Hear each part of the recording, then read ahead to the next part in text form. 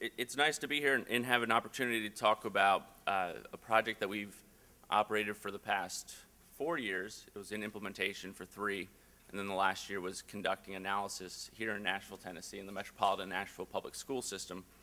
Before we get into the actual PowerPoint and into the findings and the design and structure of the program that we had implemented, there's a table over there. We have round tables for them. We wanted to get them something special instead of the straight tables. But it's many of the individuals from the school district, from the school board, from the local public education foundation, the Nashville Alliance. It's individuals who came forward and said, we just want to know. We just want to know what the impact is of the opportunity for a teacher to earn a significant financial incentive on student test scores. The TEA, the MNEA, a huge number of organizations were involved from day one and have been involved throughout. And so for those individuals, we can't thank them enough. The number of phone calls they have probably taken, they don't, it's nice to still see them here today. So thank you very much.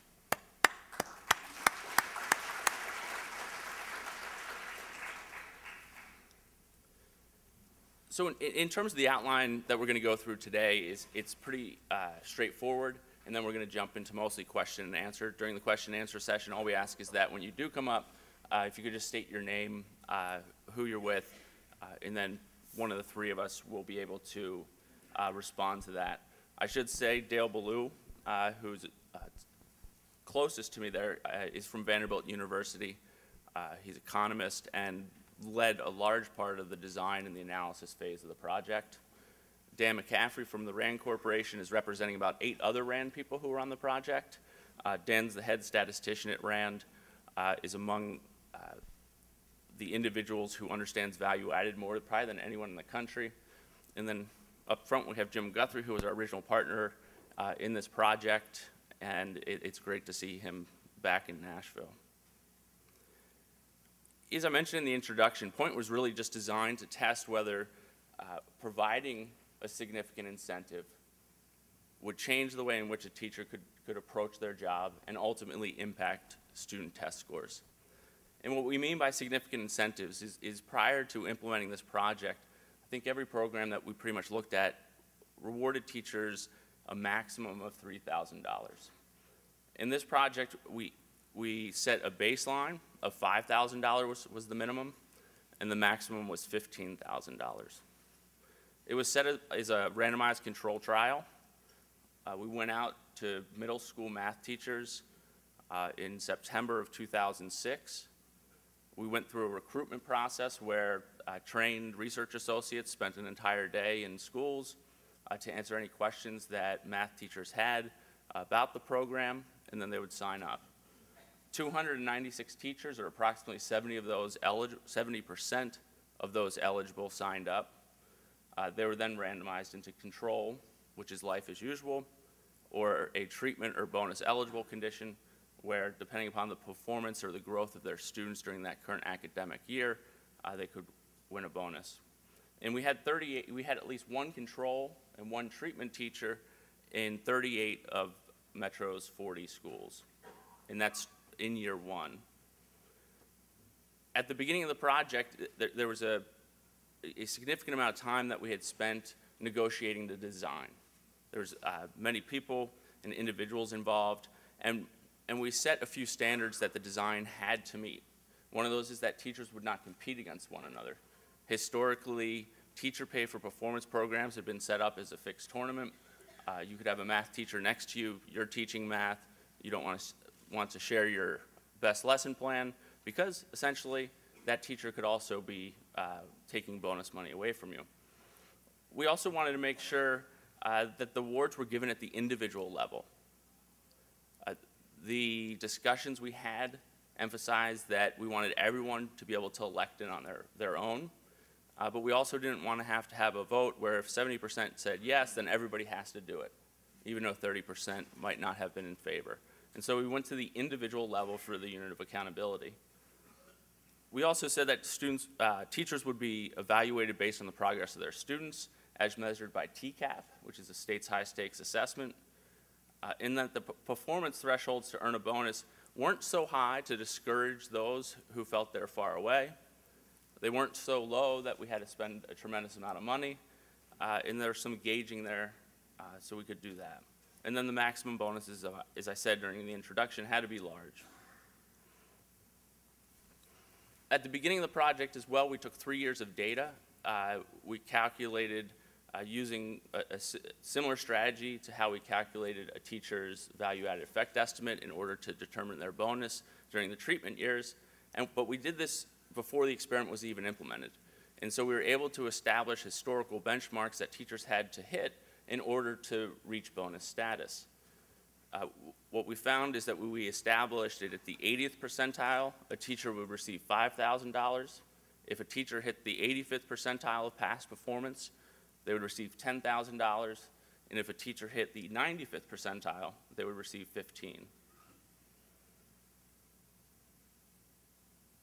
When we began the project as well, discussions seemed to suggest that most middle school math teachers only taught math. When we received the data and began to look at it, it became quite clear, particularly in 5th and 6th grade, that most taught math and something else. So we developed a bonus system that would actually adjust downward a teacher's bonus if their students in these other subjects didn't meet the average performance gain in the district that year. And that came up quite a bit as well.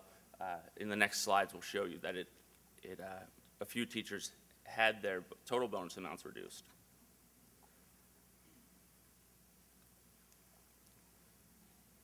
As I mentioned for the performance measure, it was going to be based upon a value-added measure from students from year to year on TCAP.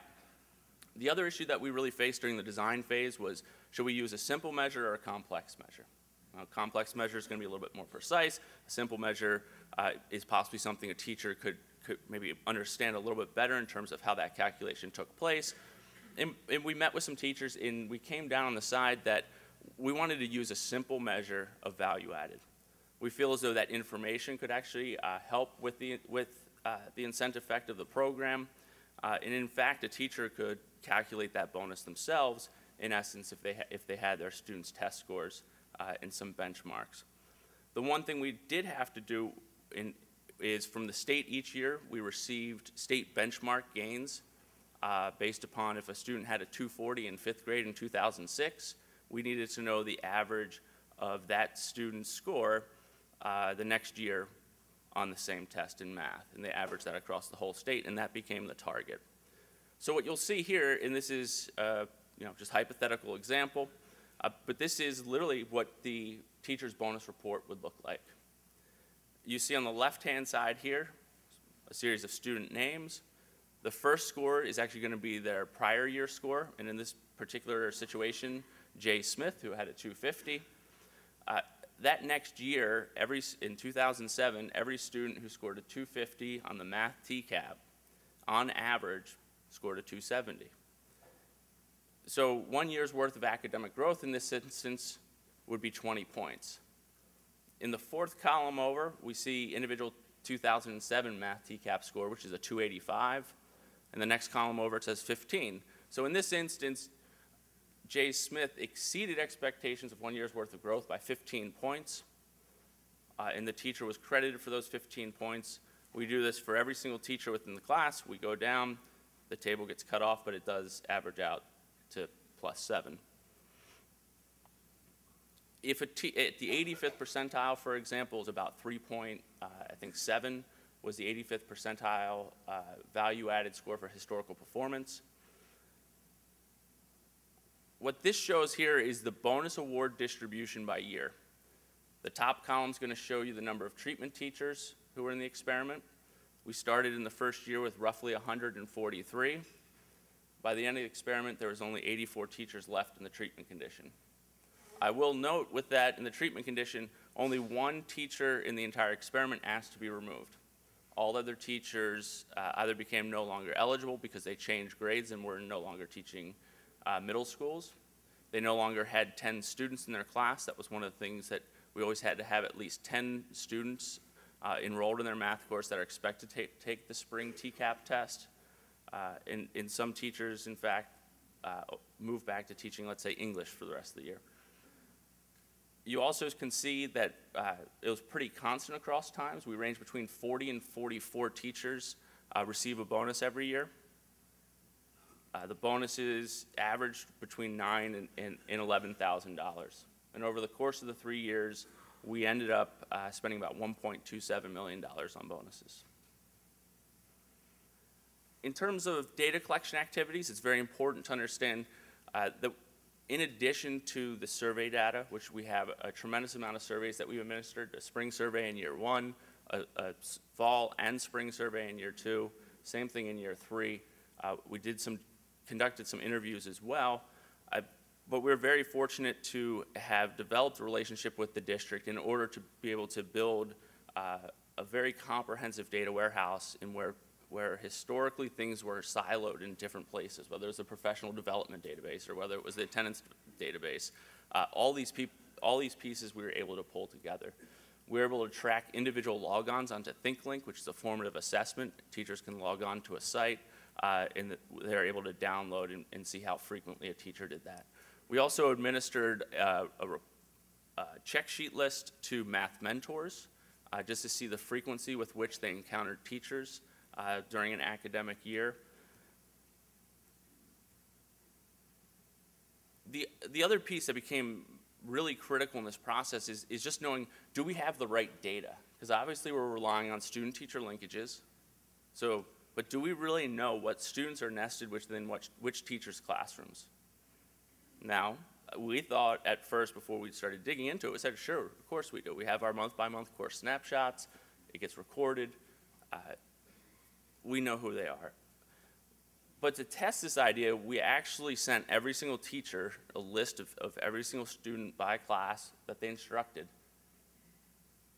And we asked them, go through this list. Every student on this list should be continuously enrolled in your class from the 20th day of school until the day of TCAP testing. And if you don't think it meets that, let us know. What you see is we created about 143 teacher rosters in the first year. That's the top row up here. In the first year, 55 teachers came back with appeals. The appeals process was then turned over to a district staff member who was able to go through a series of data that we didn't have access to in order to confirm what happened, or even to reach out to school site-based individuals who were handling the data issues. And sometimes we didn't approve those changes. The good news is that over time, the information systems greatly improved in the district, but there were instances where whole classes weren't being represented. So if we go into a performance management, or if we go into a pay-for-performance program, or if we make high-stakes personnel decisions based upon the linkages that are not validated, we might not even be making the right decision just because the data is inaccurate. In terms of findings, we're going to skip to findings. We're not going to go through the methods piece, and there's some other things that we can talk about in terms of threats to validity, but we'll open that up when we have our questions as a team here. We don't find a significant difference overall in mathematics test scores between students whose teachers were assigned to the control group and teachers who were assigned to the treatment group. We do not see any significant differences when we look at the effect by grade, 6, 7, 8. We do find a positive effect in grade 5 in years 2 and 3 of the experiment, and it ranged from about 1/2 to 2/3 a year's worth of typical mathematics growth, which is quite large. However, we don't see this effect persist when the 5th grader goes on to 6th grade. That we no longer see the difference. The one caveat here is that we still don't have the data from this most current year, so it's just for that one cohort, and we'll go back and look into this to see if it's different. Now, some people may be quickly racing their head going, was there cheating, or was there something else going on? We did a suspicious answer string analysis. Every year we looked at the percentage of types of students going between classrooms. Were students excluded on test day?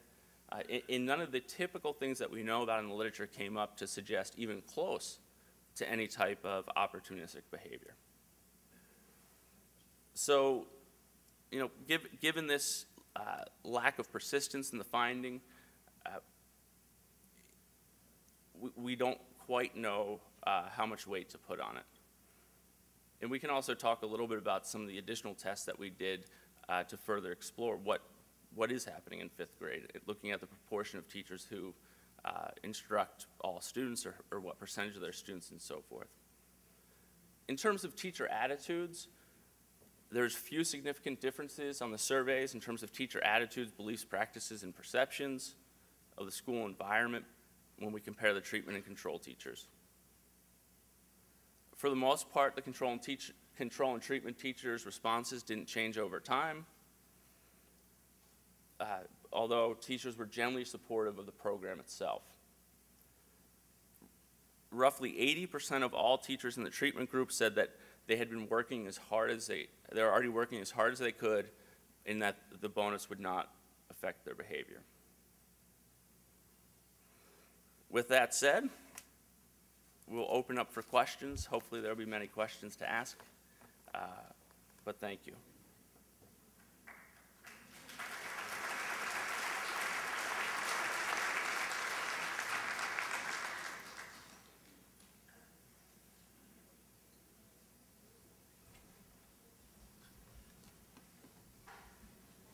And I forgot to acknowledge that my undergraduate public policy course is here, so if nobody asks questions, we can ask them to come up and ask questions.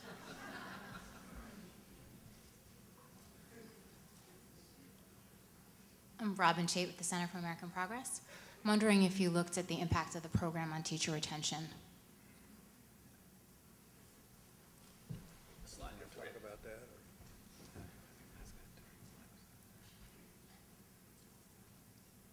And do you want to talk about the significance of it in terms of the different types of teachers who came and left?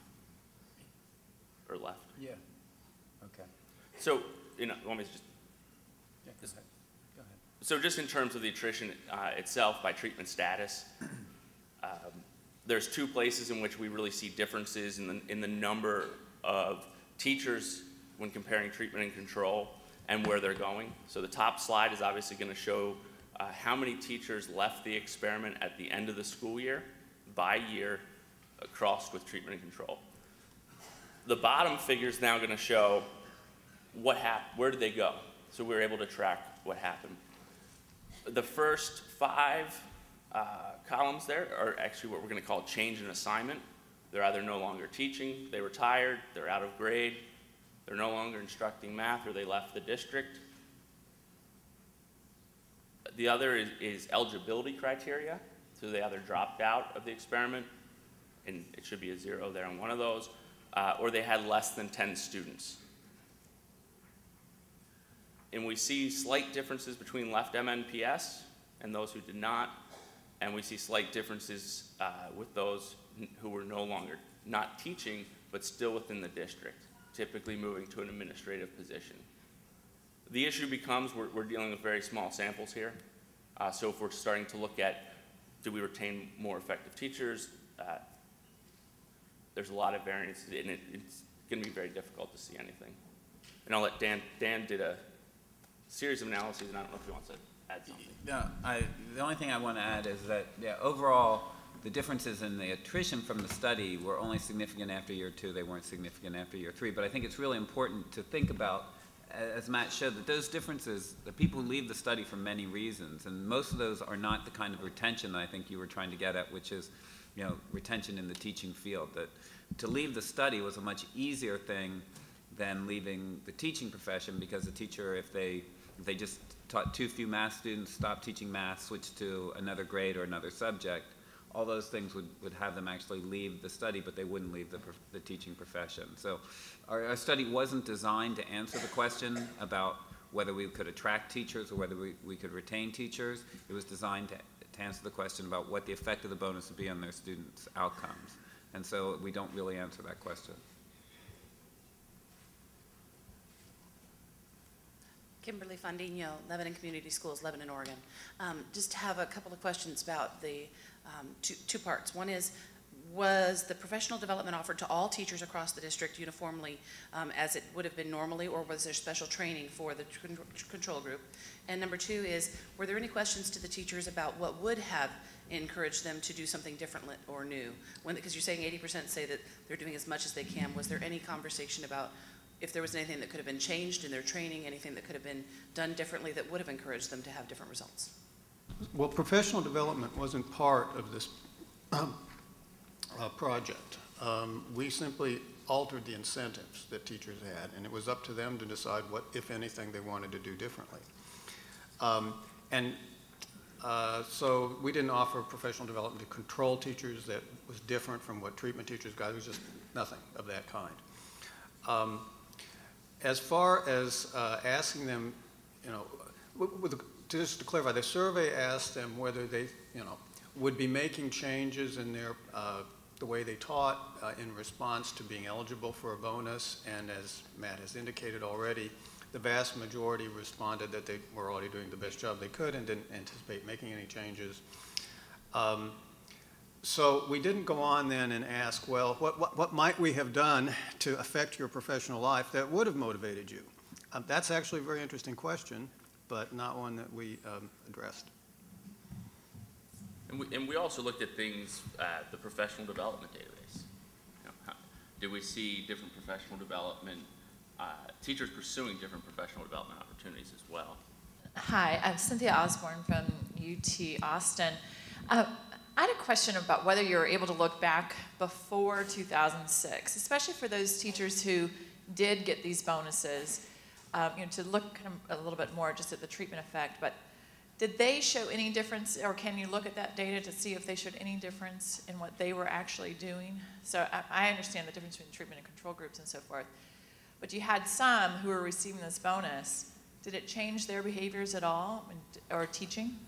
We don't have any surveys from before the experiment. Now, that would have been nice if we'd maybe had a preliminary year before we launched the experiment to have collected a lot of baseline data. But you have some of the value-added data. We do have test scores for these teachers from before the experiment. And we have looked to see whether there are differences between the test scores pre-experiment and post-experiment. And it's difficult to analyze those data because we actually have two pre-experiment years when we have those data. And what we find is those performance measures are really unstable even within those 2 years. Yeah. So the notion that you could extrapolate from that information before the experiment and say, well, if there hadn't been these incentives, we would have just seen a continuation of what we had been seeing, because what we had been seeing itself was unstable. So it's difficult to extrapolate from those 2 years. We're very hesitant to draw conclusions based on those kinds of comparisons. Well, that was kind of what leads to the second question I had, which you have the same number of teachers about each year receiving the bonuses, but are they the same teachers?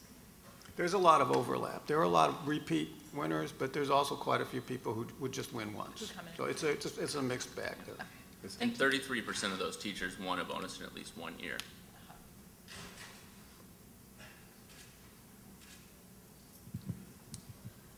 Punita Thurman from Fort Worth ISD. One of the challenges I'm struggling with is philosophically, this study sort of outlines a philosophy that paying teachers more is a teacher improvement strategy, which philosophically I don't believe in, but I'm wondering if there is data or context that you can provide in terms of how the potential of earning this extra money affected the pipeline of teachers that were interested in coming to these schools, if there was a higher either in-district transfer to these schools and grades, or if externally there was a strong communication to use it as a recruiting tool. We specifically said if you weren't around at the start of the experiment, you were not eligible, so that we wouldn't have a problem of people coming into schools, you know, trying to enter in a slot that was a treatment slot. That would create all kinds of selection issues. We might start seeing differences between treatment and control groups that had nothing to do with improved performance, with simply certain kinds of teachers managing to get into the most favorable positions. So nobody was permitted to enter the experiment after it started in year one, so we have absolutely nothing to say on that question. And I'll add too, because it's come up in the questions in a few other places where we've talked with either a technical working group or with funders of the project. And if we just take a trip back in time, even though it's 4 or 5 years ago when we were designing this experiment, the policy push and the focus was to replicate a business type model of pay for performance. It was to use an objective measure of student performance to evaluate teacher. It was to give a big bonus. There was a lack of incentives in the system. So if we think about the two theories or the two pieces that are really going to drive, you know, when we talk about incentives and pay reform, one is what we'll say is the selection or compositional effect, and can that change who enters the profession? Can that alter who leaves the profession? It sends a signal to those who may not be meeting expectation or who are meeting expectation. We're not set up to test that. The other piece was this behavioral one. You know, and I think wrongly so, some people say work harder, right? Maybe just try something differently. And that's what we're set up to test.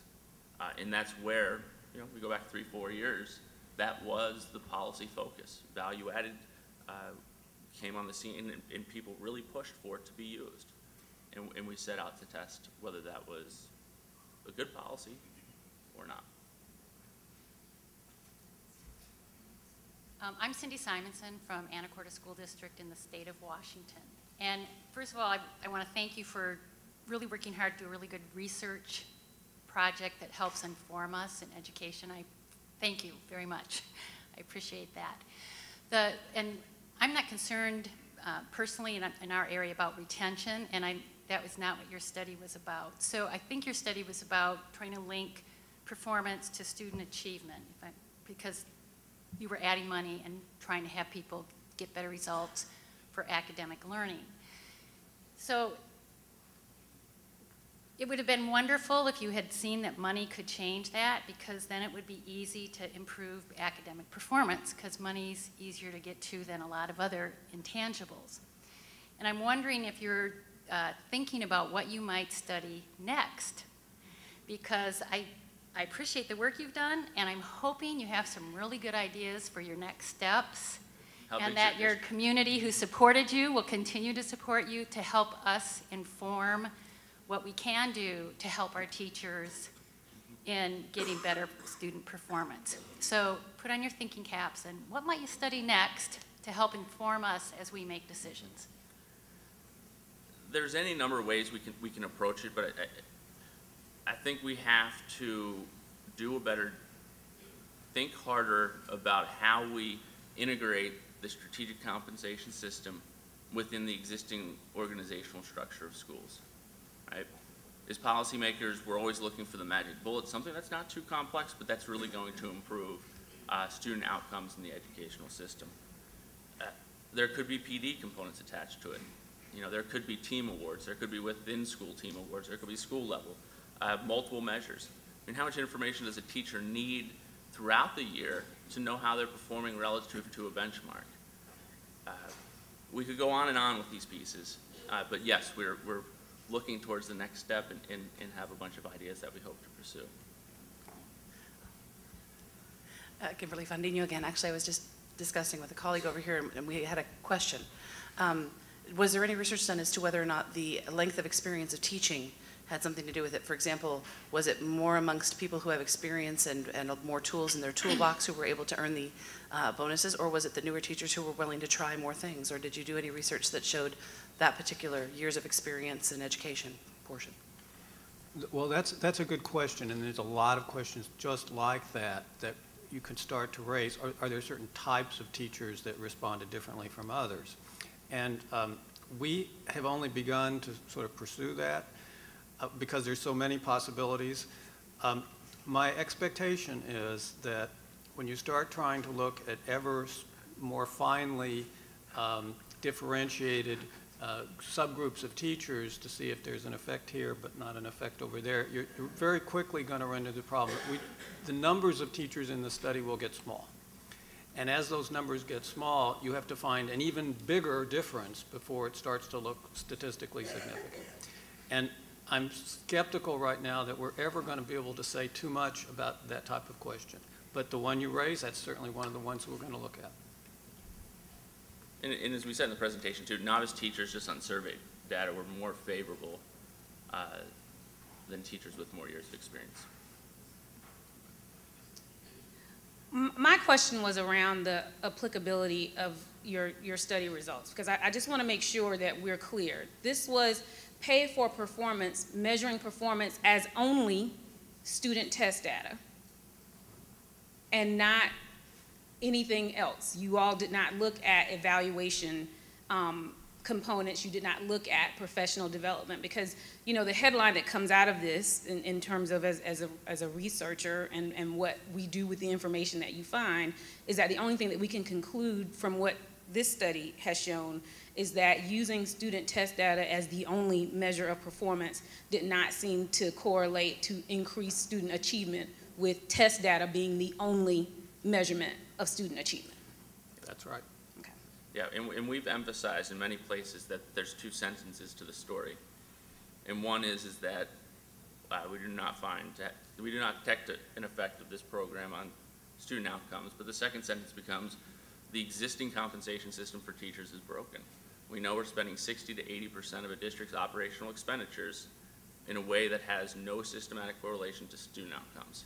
If student outcomes is the policy of interest, if that's what we are trying to do as schools, and we think about sitting on Wall Street, are you going to invest in that company?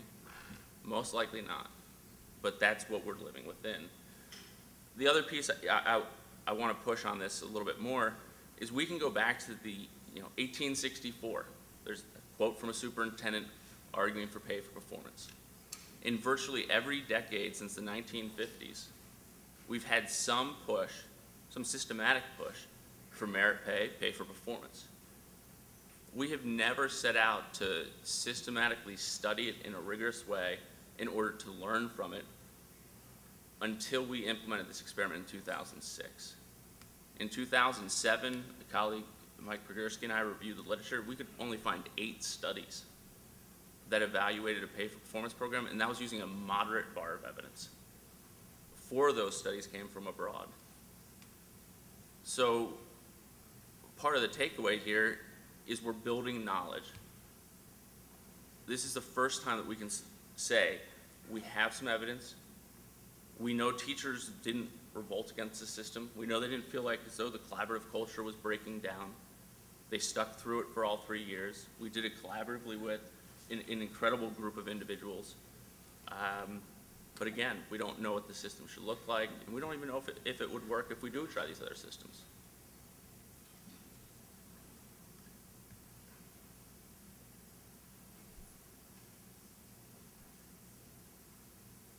Carla Stevens, Houston. I too want to thank you all for doing the study. It does help to increase the body of knowledge of what we have when you all do things like this. The only thing that I would just like to caution, I too am concerned about the headlines that will come from this, because I know that in our district, and I also know in some other districts that I'm very familiar with, we've used performance pay as a way to help change and transform what we're doing in our district. And it wasn't just putting performance pay in that we were looking at. That wasn't the only thing we changed. But having performance pay helped to really focus and get the attention of everybody to the changes that we were doing in the district. Like specifically, we were moving from getting everybody looking at achievement and just passing rates to actually looking at value-added growth of every individual child in their classroom and in the district as a whole. Using performance pay helped get them galvanized around making that change, because it really is a whole paradigm shift of moving from looking at achievement to looking at the growth of every child, and not just trying to get your passing rates and focusing on the bubble kids, but actually moving all of the children in the system. Had we not had performance pay, I don't think we would have nearly have gotten the kind of galvanized growth around paying attention to that if we'd have just said, okay, now we want everyone to focus on growth instead of achievement. I don't think it would have happened. When we tied significant dollars to it, now it got their attention, and it has really changed the conversations that are going on in the classroom. It's changed the conversations that are happening district-wide. It's changed the conversations that parents are having with their schools. I'm just concerned that when we say something like this, that performance pay does not change teacher behavior. And I agree with, you know, how your study was designed. It was a very clean, very straightforward study. All you were looking at was just that as the treatment. I just caution the media who are here or anyone who might take this information and say, then blanket as a whole, performance pay doesn't work. I would caution them to say that it might actually be a good thing to help use to galvanize a system to move in another direction, which that isn't something that you all focused on, because then that really would make your study all messy. And I know, because it's really hard for us to try to evaluate what we've done, because we've changed a whole system and we've changed a lot of the inputs.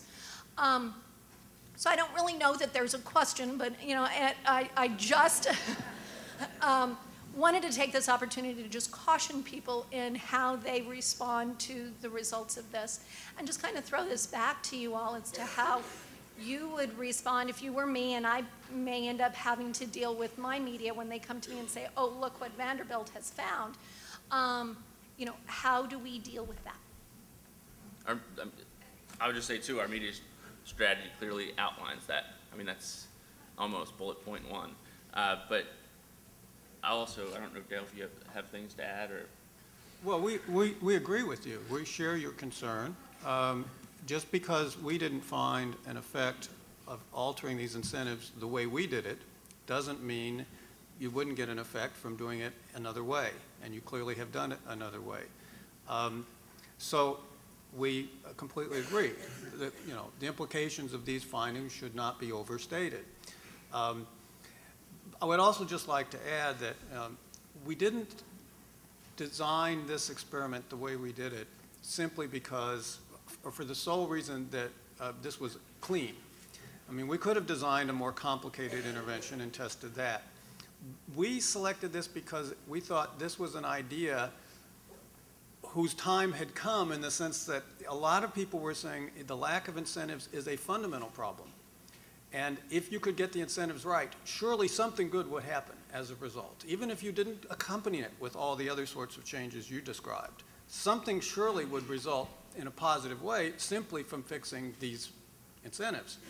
And so we went after that because we thought that idea now has become so common, at least at the time we designed this, it was heard so frequently that we thought we surely need a test of that simple idea.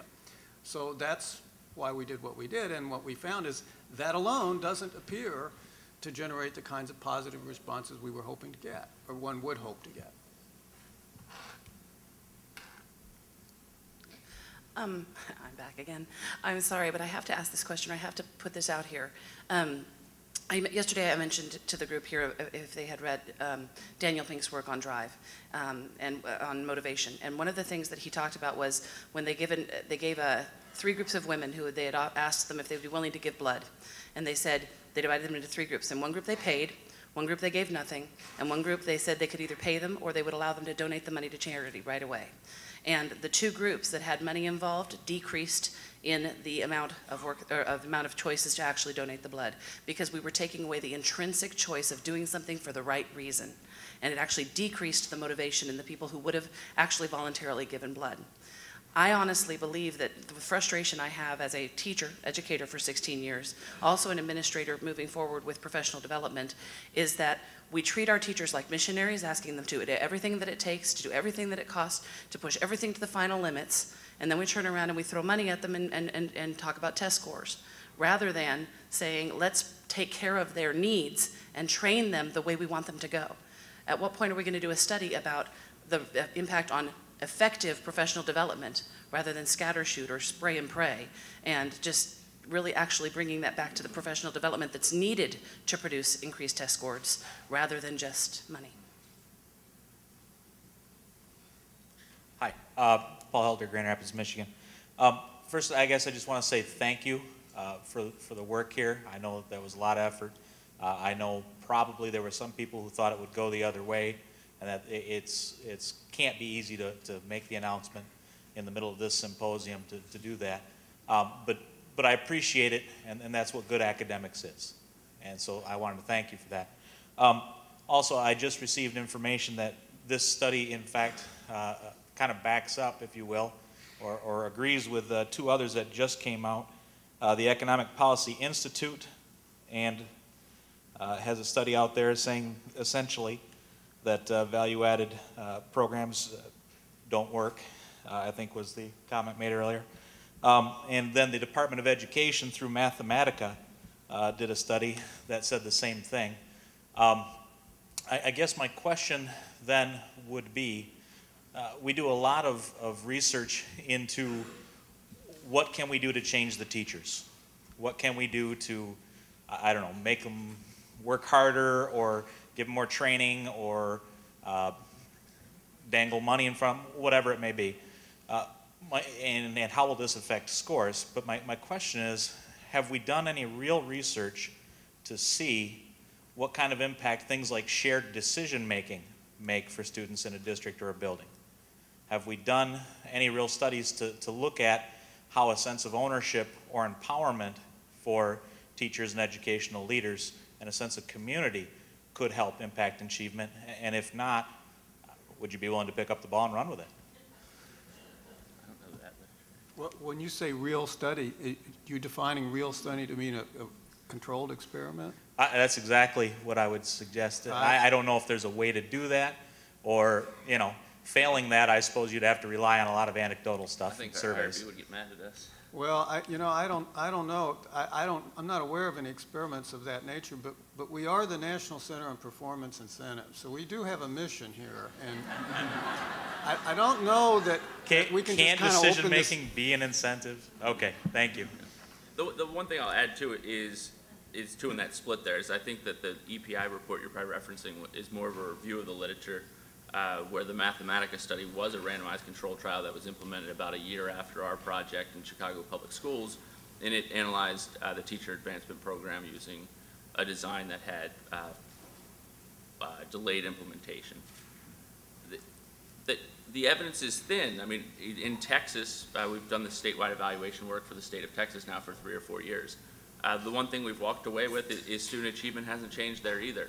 The one difference we have seen, and we're talking thousands and thousands of teachers, is that we actually went out and systematically collected the bonus award amounts that every single teacher within the schools that were participating received.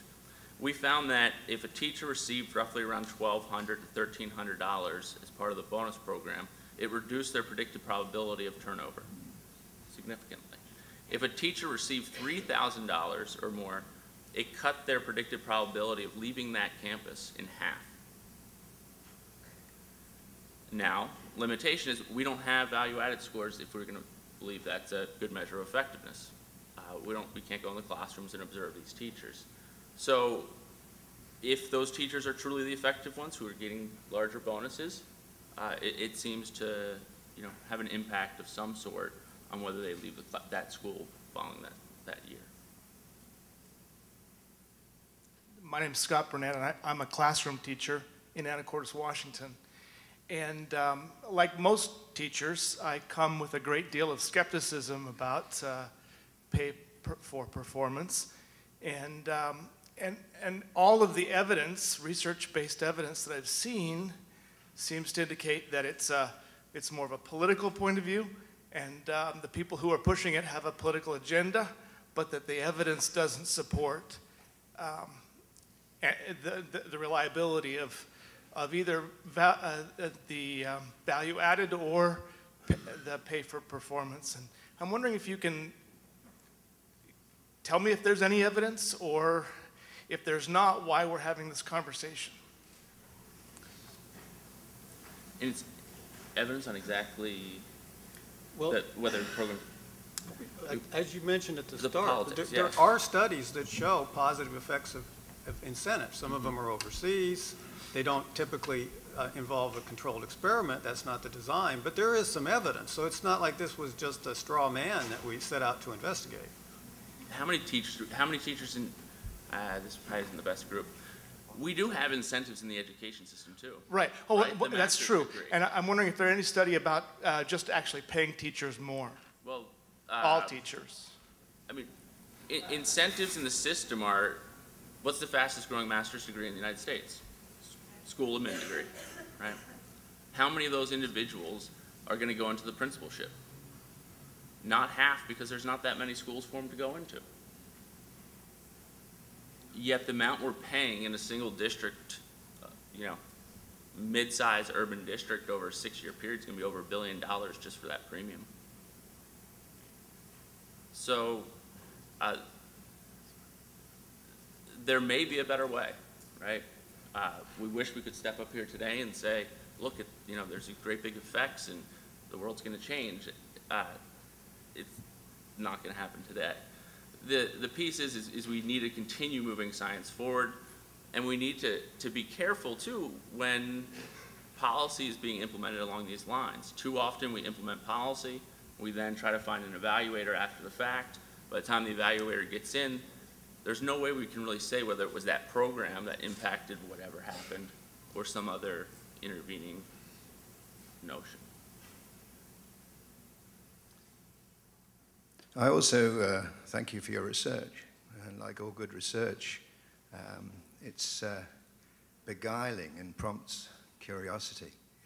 And I find myself thinking about the Gallup Institute's contribution earlier this morning, where they were talking about students and the characteristics, the deep personal characteristics of hope and well-being, which they're able to measure.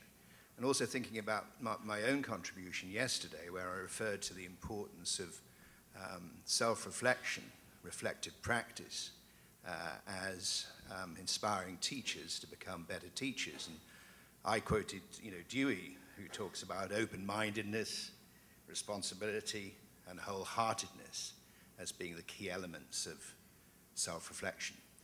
I wonder if it would be possible to shift the variables now and look at two groups, both of which had the pay incentive, but one of which was actually, with the help of Gallup, actually selected because they showed intrinsic elements of something. I mean, I am suggesting self-reflectiveness.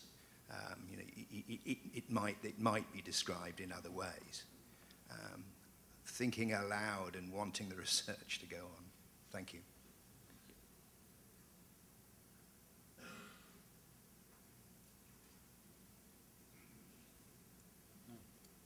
So are you proposing a Well, study? no, I mean, I think I feel very flattered that if I've stunned you into silence, that must be a good thing. Well, You said I'm not. Dewey, and I was like, Dewey.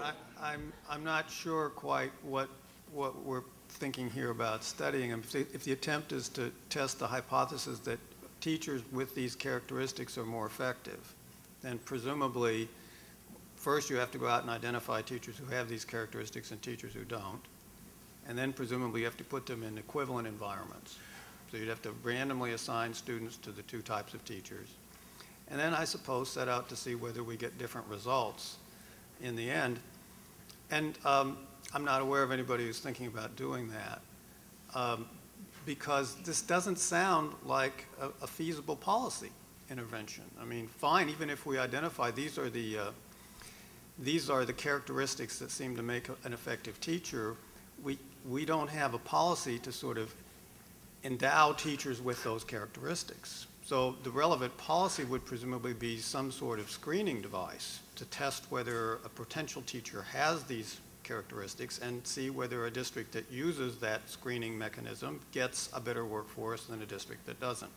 So, I mean, there conceivably are ways that you might set about to test this notion, but they start to me to sound rather complicated and like they might take a rather long time before we would start to see results. If you're thinking about screening new teacher hires, then how many years are you going to wait to get the final answer about which group turned out to be more effective? So it's possible, but that doesn't seem to be that doesn't seem to be the kind of intervention that is currently grabbing policymakers' thinking. So someday that might be the study we want to do. I don't see it on the immediate horizon. I agree that you can't obviously bring those characteristics to people that haven't got them. But at the same time, what you're showing here is a differential between those who are motivated and not motivated by money. And you talked about screening, gatekeeping. Mentioned yesterday, that's already something that's being suggested in the UK, that students, undergraduate students, who come through with poorer degrees are not funded to go on into teacher education, because we're seeing that the importance of the profession requires the best caliber postgraduate students. So it could be a gatekeeping device. I mean, it raises all sorts of questions. I'd say no more, but I wanted to introduce it as an idea. And it's critical we get the information in too. I mean, even if we were to develop the prototype in our head of what a pay-for-performance system may look like, let's think for a second about the private sector. They have huge HR departments, individuals who've gone through specific programs simply to study incentives, compensation systems, and so forth. School districts in large part were not built around performance management. The data system example we showed you was not supportive of a pay-for-performance system per se. The different places we have to go to get that individual information, and then is there the capacity within it to do the calculations that Dan and Dale can do? I mean, they're having those individuals and their pure intellect and how they understand these models. It still took from about mid-June to July when we would receive the data. We still weren't getting bonus reports out the door till the middle of September. And that's 3 or 4 senior statisticians who specialize in these models doing the calculations. And the system has to develop and has to mature.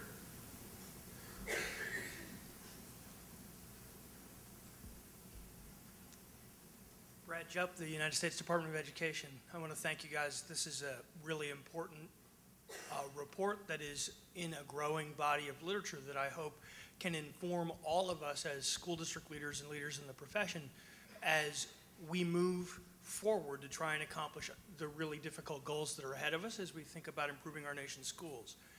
2 quick points and then a question. The first about a question about the Mathematica study that was completed on the behest of the Department of Education. The finding of the Mathematica study was that there is statistical noise in value-added measures, but it also recognizes, and I think this is an important caveat, that there are problems with all other measures. And I think that, in other words, that it is just as difficult to say that we can say a principal's observation, for instance, is a statistically valid and reliable measure of teacher performance.